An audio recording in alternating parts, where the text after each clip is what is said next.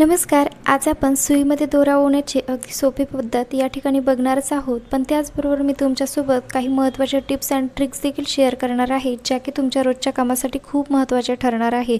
त्यामुळे व्हिडिओला शेवटपर्यंत नक्की बघा. बघू शकतात या ठिकाणी पहिली टिप्स अशी आहे ती म्हणजे बऱ्याचदा आपण असे सर्व एकत्रित दागिने जे हार, कानातले म्हणा किंवा हार म्हणा सर्व एका ठिकाणी ठेवतो आणि त्यामुळे काय होतं, जास्त दिवस असं ठेवल्यामुळे त्यावरची शाईन किंवा ते स्टोन जे आहे ते काळे पडतात आणि खराब होतात. त्यामुळे आपण जे कानातले वगैरे असतात ते फेकून देतो, वापर करत नाहीत. परंतु प्लीज तसं करू नका.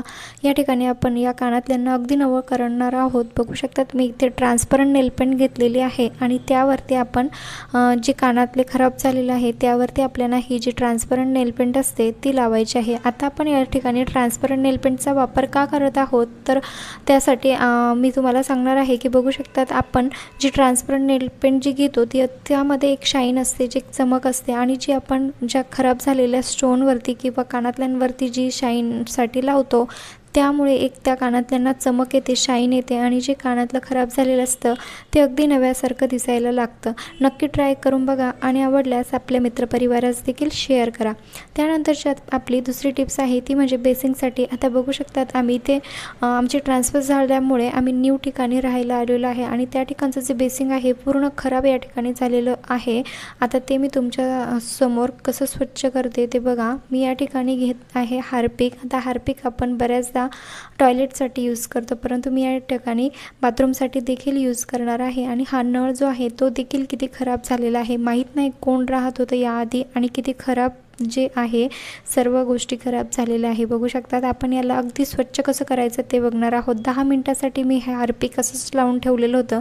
आता 10 मिनटं झाली आहे. मी हातामध्ये एक कॅरी बॅग घातली आहे, जेणेकरून जी हार्पिकमुळे आपल्या हाताची जी जलन होते ती होणार नाही यासाठी मी कॅरी बॅगचा वापर केला आहे. प्लास्टिकची पिशवी असते तिचा आणि घासणीच्या साहाय्याने याला व्यवस्थित घासलेला आहे. अगदी सोप्या पद्धतीने फक्त हार्पिकचा यूज करून आपण किती पण काळं झालेल्या बेसिंग वगैरे काही पण असेल ते आपण या ठिकाणी स्वच्छ करतो. बघू शकतात किती घाण आणि काळं पाणी या ठिकाणी निघालेलं आहे. खूप दिवसाचं हे जे बेसिंग वगैरे धुतलेलं नसावं त्यामुळेच पूर्ण काळसर रंग याला चढला होता. परंतु तो हार्पिकच्या मदतीने हे जे बेसिंग आहे अगदी तुमच्यासमोर मी याला धुतलेलं आहे आणि बघू शकतात अगदी नव्यासारखं चमकायला हे लागलेलं आहे. नक्की ट्राय करून बघा. तुमचं देखील बेसिंग जर खराब झालेलं असेल तर हार्पिकच्या मदतीने त्याला अगदी नव्यासारखं सेम माझ्या पद्धतीने बनवू शकतात. आता या ठिकाणी मी तुमच्यासोबत अजून एक बेसिंगच्या रिलेटेड एक टिप्स शेअर करणार आहे. बेसिंगवरती इकडे तिकडे ठेवून देतो आणि त्यामुळे काय होतं की ती खाली व्हाईट जागा देखील होते, परंतु असं साबण घ्यायला गेलं की ती साबण देखील बेसिंगमध्ये पडते आणि आपल्याला ती किळसवाणी वाटते. त्यामुळे आपण या ठिकाणी अगदी छोटासा टूल्स या ठिकाणी बनवलेला आहे साबण ठेवण्यासाठीचा. बघू शकतात आपल्याला जी पाण्याची बॉटल असते तिचा जो वरचा भाग असतो तो अशा प्रकारे कट करून घ्यायचा आहे आणि त्यामध्ये आपल्याला ही साबण अशा पद्धतीने ठेवायचे आहे. आता बघू शकतात किती छान आणि असं न्यू काहीतरी असल्यासारखं वाटत आहे. नक्की ट्राय करून बघा. तुम्हाला जर साबण ठेवण्यासाठी जर तुमच्याकडे सेपरेट बॉक्स वगैरे नसेल तर तुम्ही अशा पद्धतीचा टूल्स घरच्या घरी बनवून अगदी सोप्या पद्धतीने तुमची जी साबण आहे ती ठेवू शकतात आणि दिसायला देखील किती छान दिसते. अगदी बेसिंगवरती म्हणजे साबण व्यवस्थित ठेवल्या पण जाते आणि त्यामधलं जे पाणी आहे ते खाली त्या बॉटलच्या मधून खालच्या साईडने येऊन बेसिंगमध्ये देखील जाते.